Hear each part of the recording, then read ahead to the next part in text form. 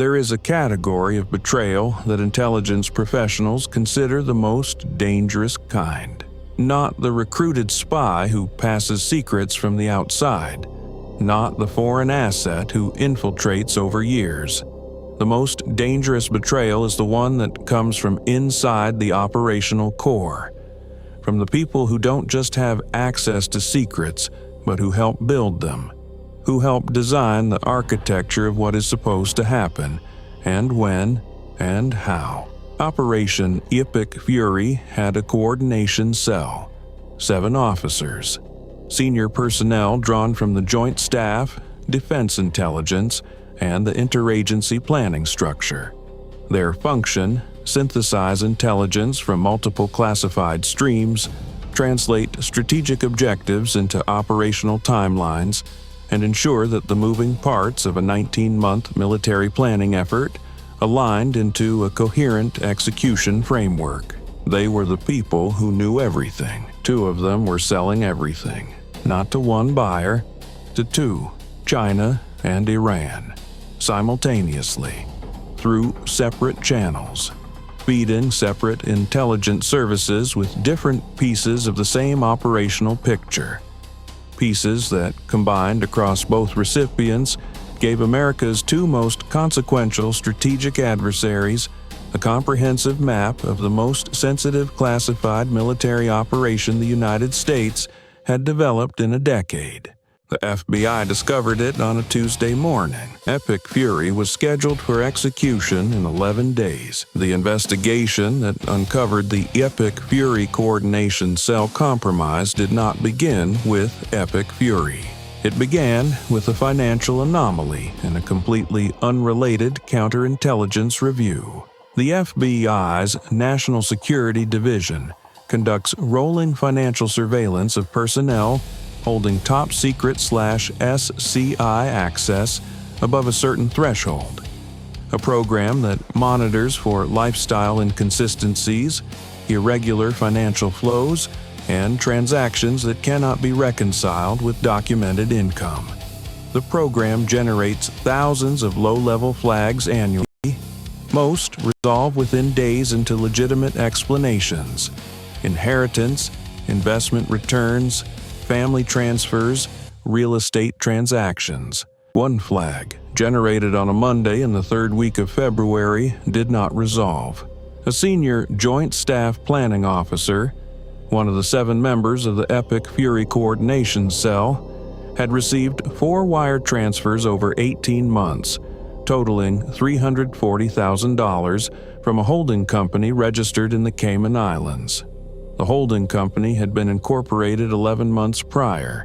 Its registered agent was a law firm with no other publicly documented clients. Its declared business purpose: international consulting services. The planning officer's documented income: $187,000 annually. Federal salary, no secondary employment on record. The financial flag was escalated to a counterintelligence analyst on Tuesday morning. The analyst cross-referenced the holding company against known financial infrastructure databases maintained by the FBI, CIA, and Treasury's Office of Foreign Assets Control. The holding company's registered agent law firm appeared once in those databases. In a 2019 classified intelligence assessment documenting financial infrastructure used by Chinese Ministry of State Security, China's primary foreign intelligence service, to compensate human intelligence sources operating in Western countries. One reference, one database, one connection that could have been coincidence. The analyst did not treat it as coincidence. By Thursday of that week, a full counterintelligence investigation had been opened under the most restrictive compartmentalization protocols available. The case was designated Fractured Lance. Access was limited to 11 people. The director of the FBI was briefed personally on Friday afternoon. The planning officer's name was not yet known inside Epic Fury's command structure as a subject of investigation. His access was not altered.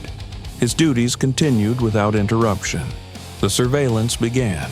What the surveillance revealed in the first 10 days reshaped the investigation in ways the opening team had not anticipated. The planning officer was not the primary actor. He was a secondary node in a structure that had been built around someone else.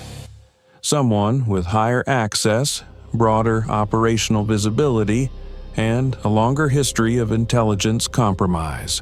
Digital forensics, authorized under a Foreign Intelligence Surveillance Court order, mapped the communication architecture the planning officer used for his transmissions to the MSS-linked financial infrastructure. The architecture was sophisticated, a layered system using commercially available encrypted platforms modified with a secondary obfuscation layer, routing transmissions through a series of relay points across 3 countries before reaching a terminus in a third-party jurisdiction. The system had been designed for someone, not by the planning officer. His technical profile indicated he was a capable user of the system but not its architect. Someone with significantly more technical and operational sophistication had built this infrastructure and provided it to him, following the architecture backward, a process that required 9 days of NSA technical assistance and 2 separate federal court authorizations. Investigators reached the source node. The source node resolved to a device registered to a second member of the Epic Fury Coordination Cell, a colonel, 17 years of federal service, 2 combat deployments, multiple commendations, the kind of record that makes a background investigator close a file with confidence. The colonel had been operating since at least 4 years before the Epic Fury investigation began. The financial trail, reconstructed through the Cayman holding company, and 2 additional financial entities identified during the architecture trace, indicated total compensation of approximately $1.1 million over that period. The colonel had built the communication system. The colonel had recruited the planning officer.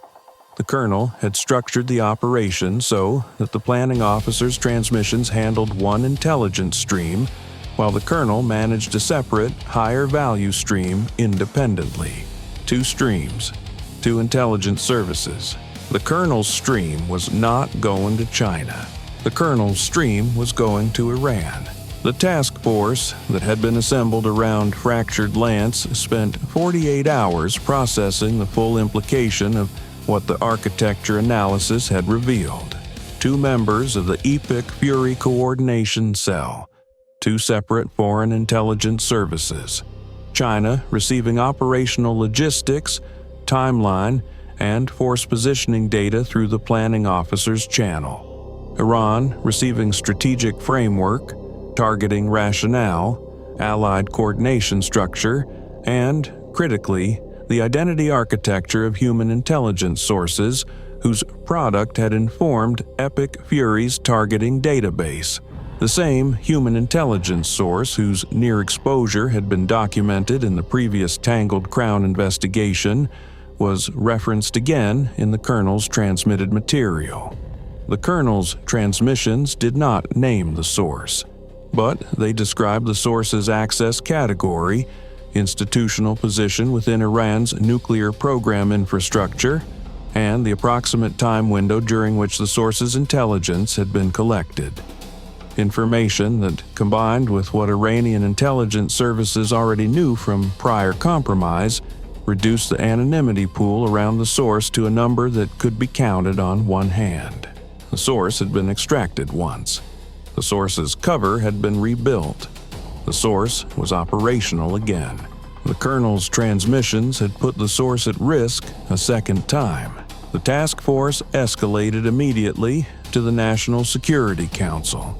A second emergency exfiltration protocol was activated for the human intelligence source. Epic Fury's execution planning was suspended for the second time in 8 weeks, and the FBI counterintelligence operation entered its most complex phase.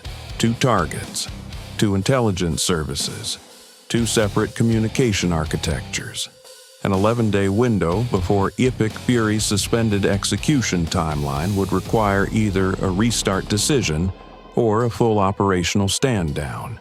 And a second, separate problem the task force had not yet fully addressed. The coordination cell had 7 members. 2 were identified. 5 were not yet cleared. 5 people with full access to Epic Fury's operational framework whose integrity status was unknown. 5 people who had been working alongside the colonel and the planning officer for the duration of the planning cycle. 5 people who might be clean, or who might represent additional nodes in a network the task force had not yet fully mapped. The investigation could not proceed to arrests until the 5 were assessed, because arresting 2 members of a 7-person coordination cell without knowing the status of the other 5 created an immediate risk. If any of the 5 were also compromised, the arrests would signal network disruption to the foreign services before the full exposure was complete. But the longer the assessment took, the closer Epic Fury's suspended timeline came to a decision point that could not be delayed indefinitely without the suspension itself becoming a visible operational anomaly. 11 days had become 9. 9 would become 7. The clock was real. The 5-member integrity assessment was the most operationally sensitive component of Fractured Lands. Standard counterintelligence assessment protocols, financial review, communication analysis, behavioral surveillance required time the task force did not have into standard measure. Compressing the timeline required accepting a higher risk of false negatives, the possibility that a compromised individual might survive an accelerated review that a full-duration assessment would catch. The task force made a deliberate decision. Compress the timeline, accept the elevated false negative risk, and build the arrest operation around contingency protocols that could be activated if post-arrest evidence indicated additional compromise among the 5. The accelerated assessment ran concurrently with the arrest planning.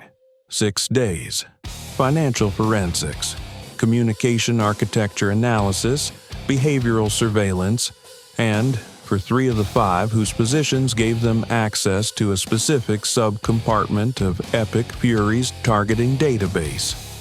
A controlled technical operation that inserted a modified version of a classified document into that subcompartment and monitored for transmission of its distinctive embedded markers, the canary trap. None of the 5 transmitted the marked document. None showed financial anomalies consistent with long-term external compensation. None showed communication architectures with the characteristics of the systems the colonel and the planning officer had used. On day 6 of the assessment, the task force concluded with high confidence that the compromise was contained to 2 individuals. The conclusion carried an explicit caveat. High confidence was not certainty, and the contingency protocols remained active. The arrest planning entered its final phase. The operational complexity of arresting 2 members of an active classified planning cell, while the cell remained notionally functional and both targets retained full system access, required a level of pre-arrest management that went beyond standard coordination. Both the colonel and the planning officer began each workday by accessing the classified network that housed Epic Fury's planning documentation. Both had credentials that, if they detected anomalous access patterns or unexpected restrictions, could alert them to investigation activity. The task force could not restrict their access without signaling, could not alter their permissions, their file visibility, or any aspect of their digital environment in ways that a trained counterintelligence-aware user might detect. The solution was a parallel architecture. NSA embedded passive monitoring into the network infrastructure at a level below the user-facing system layer, invisible to any user-level audit tool, generating no logs in any system either target could access, providing real-time visibility into every document accessed, every communication sent, every query run. For 7 days before the arrests, the task force watched everything both targets did inside the classified environment in real time. On day 5 of the parallel monitoring, the colonel accessed a subfile within Epic Fury's strike coordination package. Updated force positioning data revised following the operational suspension. Within 19 hours, a transmission event was detected on the colonel's personal device. Same obfuscated routing architecture, same secondary encryption layer, same terminus profile. Updated Epic Fury force positioning data was in Iranian hands within 19 hours of being accessed by a U.S. military officer inside a classified planning system. The task force had watched it happen in real time, documented it at every transmission step. A complete evidentiary chain from access to transmission to terminus. The arrest was authorized that night, scheduled for the following morning. At 6:45 a.m. on a Thursday, 2 arrest teams entered 2 separate federal facilities in the National Capital Region simultaneously. The colonel was at a workstation on the 3rd floor of a DoD facility when the team entered the office. 4 agents. The colonel looked at them, then at the screen, then back at the agents. Did not reach for anything. Did not speak immediately. When the lead agent stated the nature of the arrest, the colonel said, after a pause of approximately 4 seconds, "I want an attorney. Nothing else. No explanation. No protest. No performance of surprise." The planning officer was arrested in a common area, away from any workstation, before reaching the classified network that morning. The timing was deliberate. The task force had assessed that the planning officer, who had demonstrated greater behavioral anxiety in the parallel monitoring period, posed a higher risk of attempting a final transmission if arrested while seated at a system with access. Intercepting before the morning login removed that risk. The planning officer, by contrast with the colonel, spoke immediately and at length. The content of those statements is under federal seal, both in custody by 6:58 a.m. Both communication architectures simultaneously disrupted by NSA technical operations, pre-staged for execution concurrent with the arrests. Severing the relay chains before either Foreign Service could contact their sources and trigger evidence destruction or emergency exfiltration protocols. The MSS handler managing the planning officer's channel was identified through the architecture disruption as operating under diplomatic cover at a Chinese government facility in a 3rd country. A formal intelligence notification was transmitted through appropriate channels. The handler's cover identity was compromised to the host country's intelligence service. The handler was recalled to Beijing within 72 hours. The IRGC Intelligence Directorate officer managing the colonel's channel was operating in non-official cover capacity in a European country.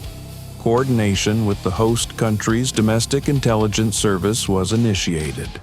The individual's location and identity were under active monitoring as of the arrest date. That process is ongoing.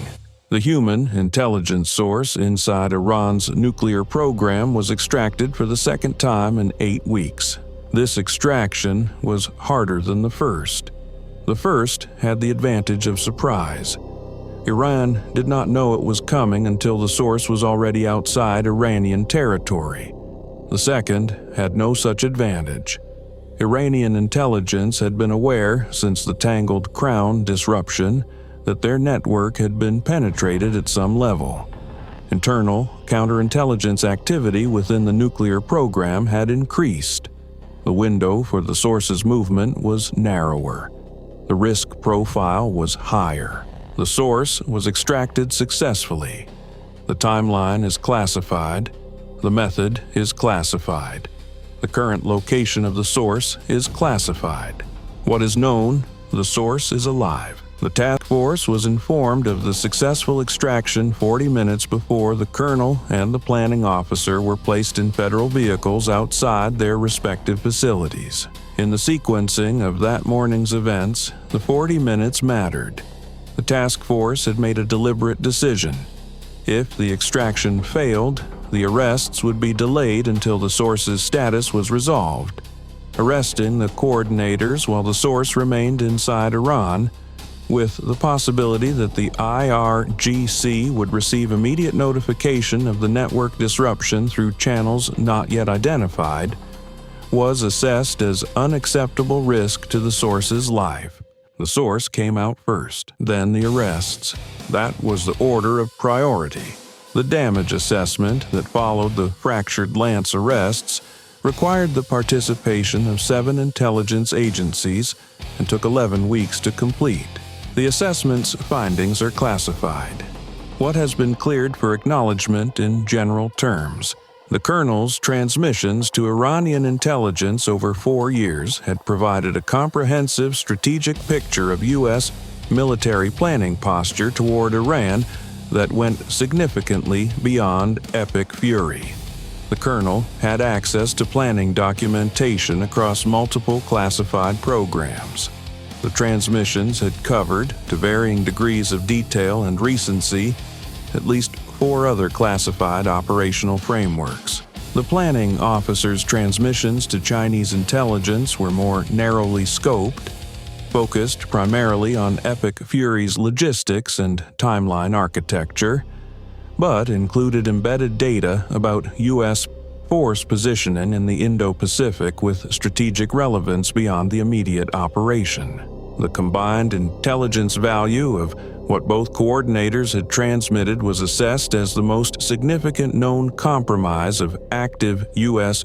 military operational planning since a classified benchmark case in the early 2000s. The assessment also addressed what both foreign services had done with the intelligence. China had used the force positioning and timeline data to adjust the activity posture of several People's Liberation Army units, movements that American intelligence services had detected, but not, until fractured Lance, been able to explain. The adjustments were assessed as defensive repositioning. China preparing to manage its own exposure during a period when U.S. military assets would be concentrated in a specific operational theater. China had been watching, not moving. Iran's use of the colonel's intelligence was assessed as more active. The response plan, documented in the Tangled Crown investigation, activating proxy forces, fracturing the Allied coalition, neutralizing the embedded intelligence source, had been built, at least in part, on operational intelligence that predated Tangled Crown. Some of what Iran knew about Epic Fury's coalition structure and the human intelligence source's access category had come not from the 3-person Tangled Crown network, but from the colonel, months earlier, through a channel that Tangled Crown's exposure had not touched. The colonel had been feeding Iran the foundation. Tangled Crown had been feeding Iran the updates. 2 separate networks, 2 separate compromises, both feeding the same adversary, neither aware of the other. The assessment's conclusion on this point was stated in unusually direct language for a classified document. The redundancy was not accidental. Iranian intelligence had, with deliberate operational sophistication, built parallel collection architectures against the same target program, ensuring that the loss of one source network would not deprive them of intelligence from the other. It had almost worked. Federal charges were filed against both defendants within 30 days of the arrests. The colonel faced the broadest charge exposure: espionage under 18 U.S.C.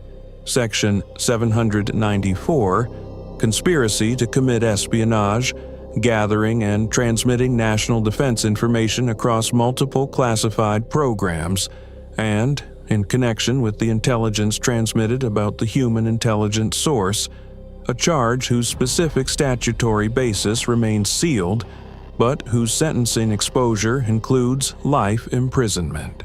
The planning officer faced charges under Section 794 and Section 793, with life imprisonment exposure on the espionage count. Federal prosecutors indicated in initial filings that the planning officer's early cooperation would be considered in sentencing recommendations. Both were held without bail. The bail arguments, which centered on years of distinguished federal service and absence of prior criminal record, were denied on grounds standard in espionage prosecutions. The demonstrated capacity to maintain a covert relationship with a foreign intelligence service over an extended period, while passing all security reviews and presenting an entirely normal professional profile, is itself evidence that no monitoring condition can adequately address the risk. The colonel's attorney has stated publicly that the charges will be contested at trial. Trial dates have not been set. Epic Fury returned to active planning status 9 days after the arrest. The coordination cell was reconstituted with new personnel. The operational framework was reviewed for integrity, assessing which elements had been exposed and rebuilding those components with modified parameters. The Allied governments whose coordination details had been transmitted were rebriefed under enhanced security protocols. The operation proceeded. What happened is classified. What is known, it happened. The 19 months of planning, the intelligence collection, the coalition architecture, the targeting framework, none of it was abandoned. It was protected at the last possible moment by an investigation that began with a single financial anomaly flag on a Monday morning, a holding company, a law firm, one reference in a classified database from 2019. That was the thread. Everything else, the two coordinators, the two foreign intelligence services, the parallel networks feeding Iran from two separate directions, the human intelligence source extracted twice in 8 weeks, the damage assessment spanning 11 weeks and 7 agencies.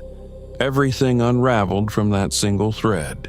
Intelligence work operates in a world where single data points matter more than anywhere else, where one number that doesn't fit, one wire transfer that can't be explained, company registration in the wrong database can be the difference between an operation that succeeds and a compromise that destroys years of work and costs lives. The analyst who flagged the Cayman holding company on that Monday morning did not know what it would become.